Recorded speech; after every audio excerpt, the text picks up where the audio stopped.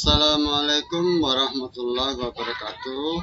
Pada kesempatan ini kita akan membahas tentang peluang pada bagian pertama, yaitu khususnya peluang suatu kejadian. Beberapa pengertian yang perlu kita pahami diantaranya adalah percobaan. Percobaan adalah proses yang menghasilkan data mentah. Kemudian ada ruang sampel, yaitu himpunan dari semua hasil yang mungkin muncul pada suatu percobaan.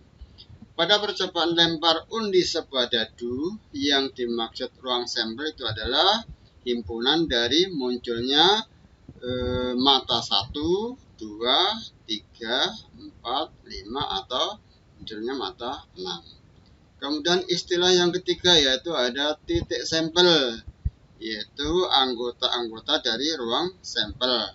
Berarti pada percobaan lempar undi sebuah dadu yang dimaksud titik sampel adalah ini mata 1, mata 2, 3, 4, 5 atau mata 6. Dan yang terakhir yang perlu kita pahami adalah tentang kejadian, yaitu himpunan bagian dari ruang sampel.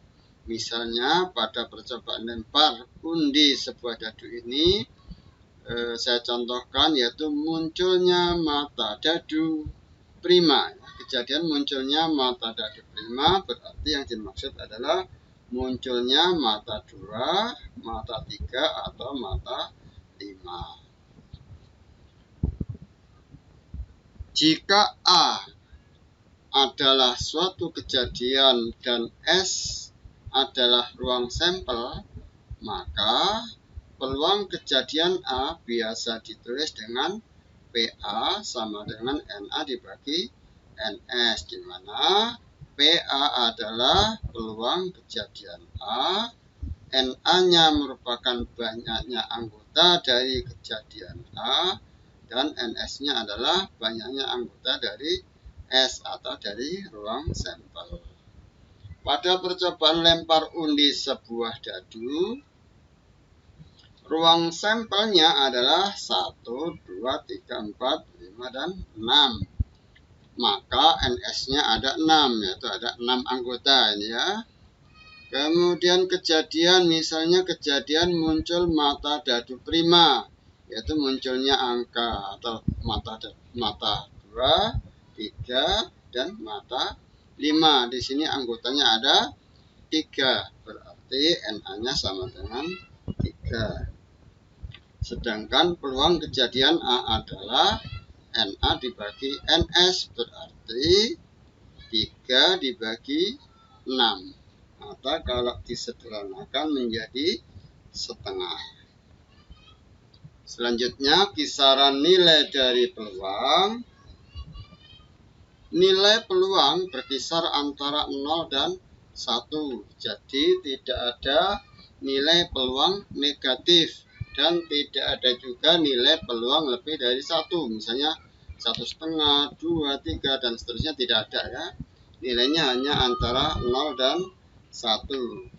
Jika peluang kejadian A bernilai 0, ini artinya adalah kejadian A tidak mungkin terjadi atau kejadian A mustahil terjadi.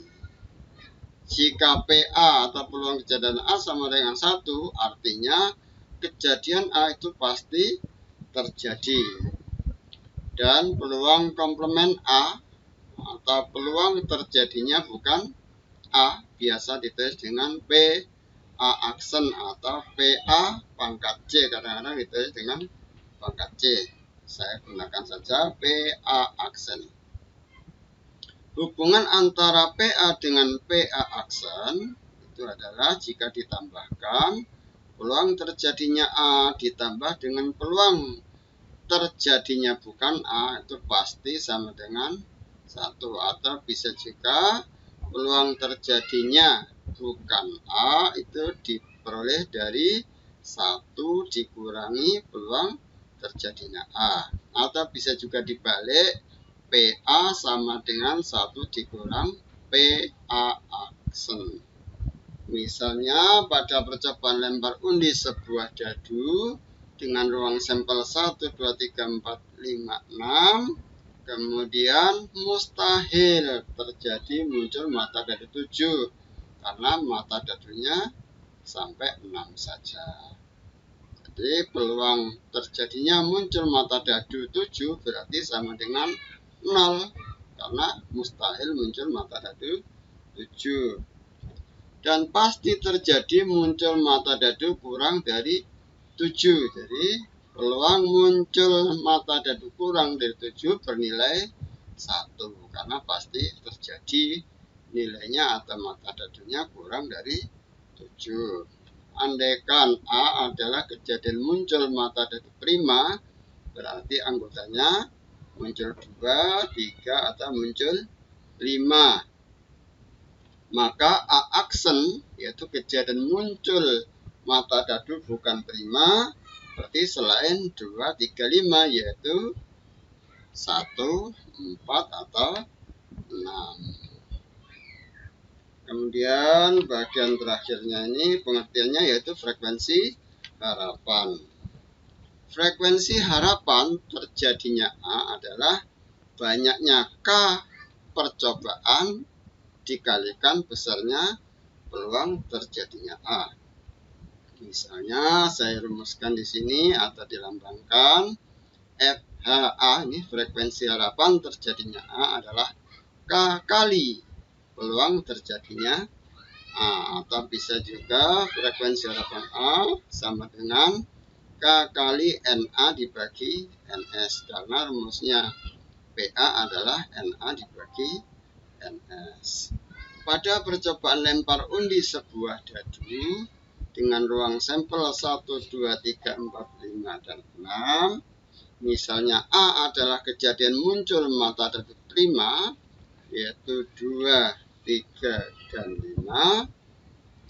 Jika percobaan lempar undi dilakukan 10 kali, maka frekuensi harapan muncul mata dadu prima adalah FAA, yaitu 10 kali peluang terjadinya A, yaitu ada 3/6, berarti 10 kali 3/6, atau disederhanakan 10 kali setengah, karena 3 dibagi 6 bisa disederhanakan menjadi 1/2, atau ini kita bagi, hasilnya adalah terjadi 5 kali. Jadi harapannya kalau dilempar undi sebanyak 10 kali, maka ada harapan bahwa munculnya mata dadu prima itu terjadi sebanyak 5 kali. Oke, kita pelajari contoh-contoh berikut supaya kita bisa lebih paham dengan berbagai bentuk kejadian. Ini contoh yang pertama. 2 buah dadu berwarna merah dan biru dilambungkan bersama-sama 1 kali. Besarnya peluang kejadian muncul jumlah 8 dari kedua mata dadu adalah. Oke, masalah ini kita buat solusi. Ada solusinya, kita bahas sebagai berikut. S-nya adalah himpunan dari anggota ruang sampel.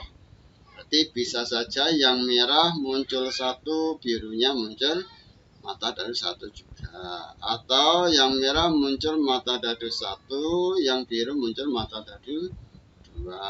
Atau 1 dan 3. Dan seterusnya sampai yang terakhir bisa terjadi yang merah muncul mata dadu 6, yang biru juga muncul mata dadu 6.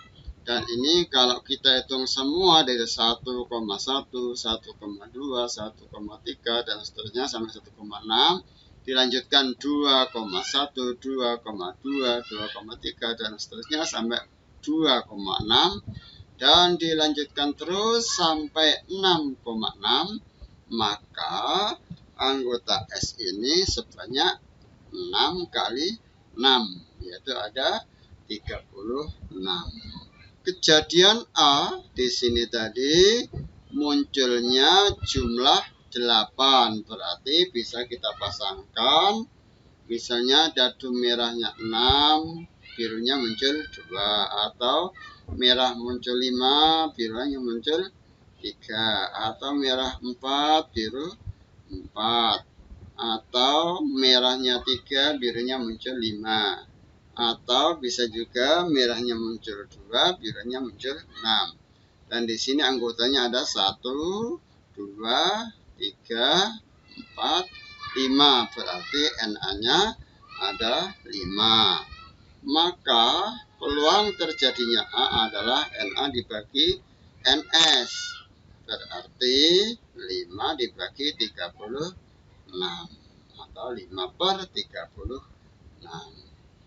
Oke, kita lanjutkan dengan contoh yang kedua. Dari huruf pada kata Indonesia Raya akan diambil 4 huruf secara acak. Tentukan peluang terambilnya 1 huruf vokal dan 3 huruf konsonan. Oke, solusinya sebagai berikut. Dari kata Indonesia Raya ini tersusun dari 13 huruf ya. Ini I, N, D, O, N, E, S, I, A, R, A, Y. Ini ada 13 huruf. Kemudian huruf-huruf vokalnya adalah I, O, E, I, A. Ada 1, 2, 3, 4, 5, 6, 7. Ada 7. Kemudian huruf konsonannya berarti karena tadi 13, vokalnya 7, berarti konsonannya ada 6. Yaitu ini N, D, N, S, R, Y. Ya, ada 6. Dan NS-nya di sini bukan 13-nya, tetapi dari kasusnya di sini akan diambil 3 huruf secara acak. Berarti NS-nya adalah banyaknya cara mengambil 4 huruf dari 13 huruf yang ada. Hal ini adalah merupakan kasus kombinasi. Karena 4 huruf yang terambil itu tidak penting urutannya, yang penting adalah terambil. Berarti ini kasus kombinasi, yaitu NS-nya sama dengan 13C4, atau kombinasi dari 13 diambil 4. Berarti 13 faktorial dibagi 4 faktorial kali 9 faktorial, yaitu 13 dikurang 4 hasilnya 9 ya. 9 faktorial. Kemudian 13 dan 9-nya ini kita bagi, sisanya adalah 13 kali 12 kali 11 kali 10. 4 faktorialnya diuraikan 1, 2, 3, 4. Selanjutnya 12 bisa terbagi habis oleh 3 kali 4. Sedangkan 10-nya ini bisa kita bagi dengan 1 kali 2 dapat 5. Kemudian kita hitung 13 kali 11 kali 5, dapatnya 715. Sedangkan NA-nya di sini adalah banyaknya cara mengambil 1 dari 7 huruf vokal. Ya. Ini tadi terambilnya ya, peluang terambilnya 1 huruf vokal. Sementara huruf vokalnya ada 7, berarti cara mengambil 1 dari 7 huruf vokal dan 3 dari 6 huruf konsonan. Berarti NA-nya di sini adalah kombinasi dari 7 diambil 1 dikalikan kombinasi dari 6 diambil 3. Dengan menggunakan rumus kombinasi bisa dituliskan menjadi 7 faktorial dibagi 1 faktorial kali 6 faktorial dikalikan 6 faktorial dibagi 3 faktorial 3 faktorial, atau diuraikan yang 7 faktorial dibagi 6 faktorial ini menjadi 7 saja ya. Kemudian satunya tetap 1 faktorial tetap 1. 6 faktorial dibagi dengan 3 faktorial sisa 6, 5 kali 4 saja. Kemudian 3 faktorial yang depan adalah 1 kali 2 kali 3. Nanti 6 dengan 1, 2, 3-nya habis terbagi. Nah, sehingga yang kita hitung hanya 7 kali 5 kali 4, atau sama dengan 140. Maka peluang terjadinya A atau PA adalah NA dibagi NS, yaitu 140 dibagi 715. Atau kalau kita sederhanakan, sebelum disederhanakan bisa kita uraikan tadi 140-nya diperoleh dari 7 kali 5 kali 4, sedangkan 715-nya diperoleh dari 13 kali 11 kali 5. Nanti 5 dengan 5 bisa dibagi habis ya. Sehingga hasilnya tinggal 7 kali 4 dibagi 13 kali 11. Sehingga bentuk sederhananya adalah 28 per 143. Oke, kita lanjutkan dengan contoh yang ketiga supaya lebih memahami masalah. Sebuah kantong berisi 5 bola merah dan 3 bola putih. Dari kantong diambil 3 bola sekaligus secara acak. Tentukan peluang yang terambil 2 bola merah dan 1 bola putih. Oke, solusinya demikian. NS-nya adalah banyak cara mengambil 3 bola dari 8 bola yang ada dalam kantong. Berarti kasus ini merupakan kasus kombinasi dari 8 diambil 3. Yaitu 8 faktorial dibagi 3 faktorial kali 5 faktorial. Nanti 8 dan 5-nya bisa dibagi sehingga sisa 6, 7, 8. Kemudian 3 faktorialnya adalah 1, 2, 3. Selanjutnya 6 dan 1 dan 3-nya ini terbagi habis sehingga sisa 7 kali 8 saja, yaitu hasilnya 56. Nah, NA adalah banyak cara mengambil 2 dari 5 bola merah dan 1 dari 3 bola putih.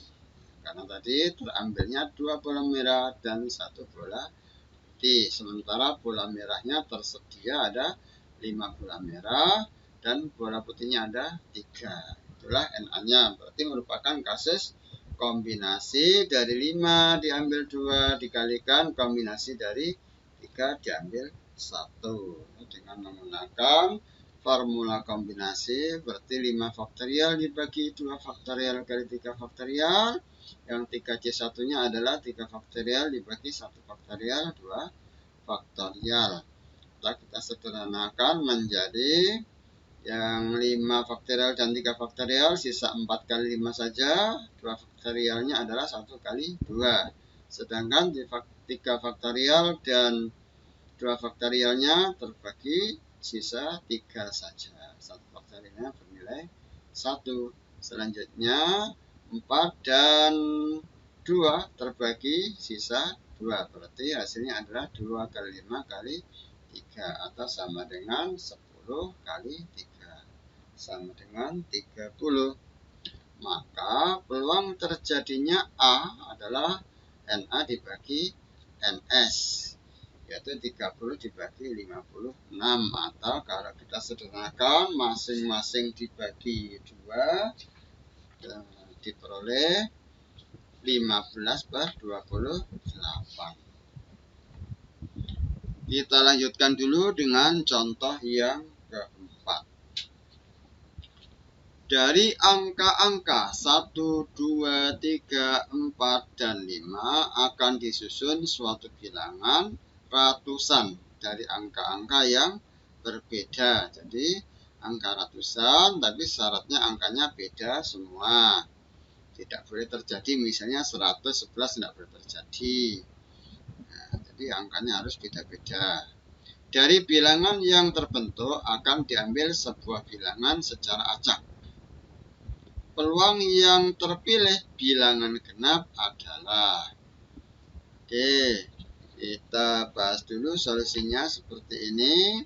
NS-nya adalah banyak cara menyusun bilangan ratusan dari angka-angka yang berbeda. Berarti NS-nya adalah ratusannya bisa kita susun duluan, ada 5 pilihan ya, karena angkanya ada 5, bisa bebas memilih.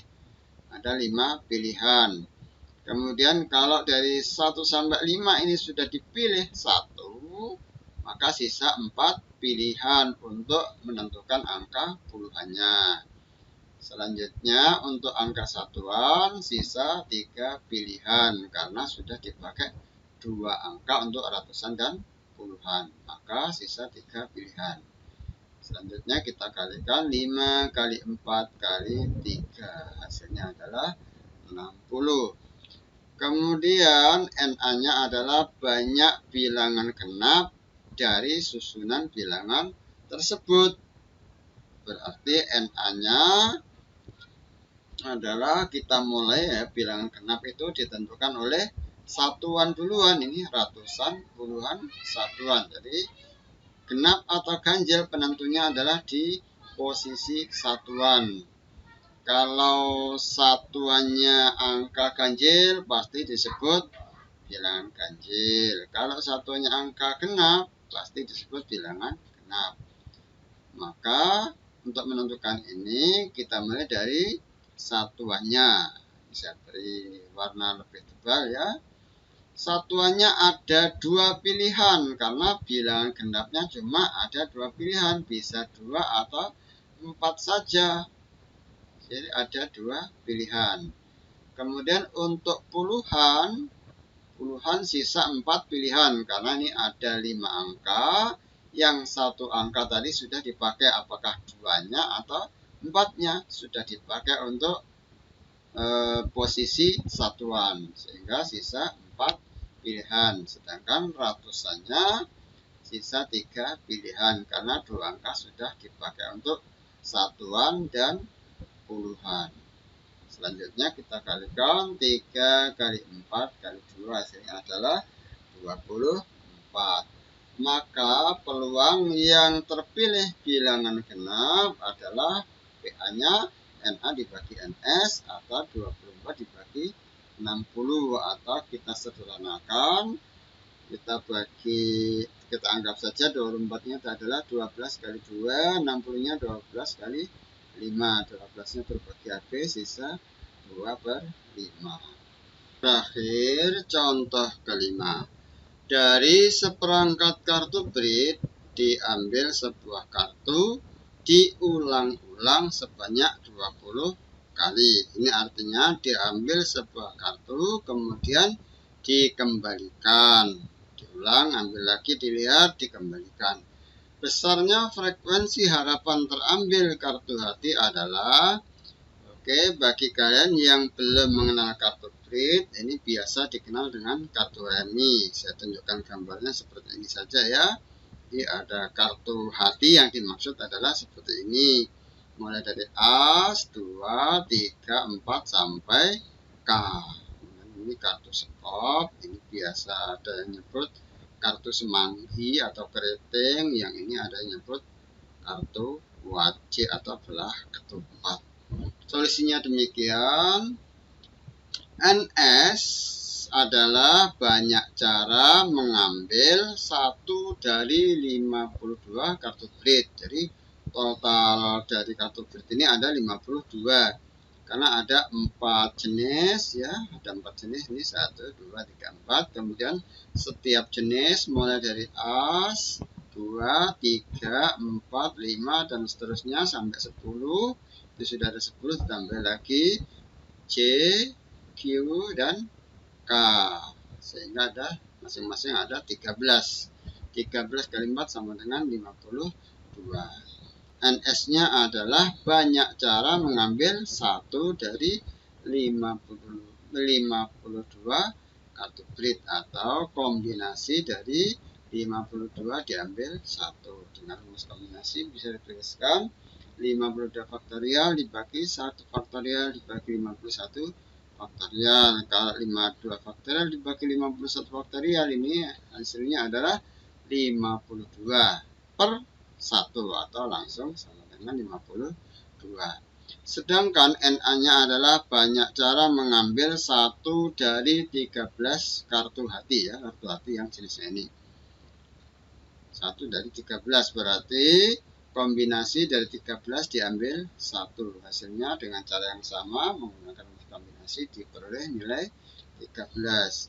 Sehingga peluang terambil kartu hatinya itu adalah NA dibagi NS atau 13 dibagi 52 atau sama dengan 1/4. Karena tadi dilakukan sebanyak 20 kali, maka frekuensi harapan terjadinya atau terambilnya kartu hati itu adalah K kali PA. Banyaknya pengambilan dikalikan peluangnya terjadinya A, atau 20 kali 1/4 sama dengan 5 kali. Jadi diperkirakan harapannya adalah 5 kali akan terambil kartu hati. Oke, saya kira untuk contoh cukup sekian. Kita lanjutkan dengan tugas kalian, yaitu mengerjakan soal uji kompetensi 1. Ini soal nomor 1 dan nomor 2. Selanjutnya ini adalah soal nomor 3 dan nomor 4. Nanti kalian dikerjakan di buku tugas. Kemudian nomor 5 dan nomor 6 silahkan difoto atau di screenshot. Kemudian ini soal nomor 7 dan nomor 8. Dan yang terakhir ini adalah soal nomor 9 dan nomor 10.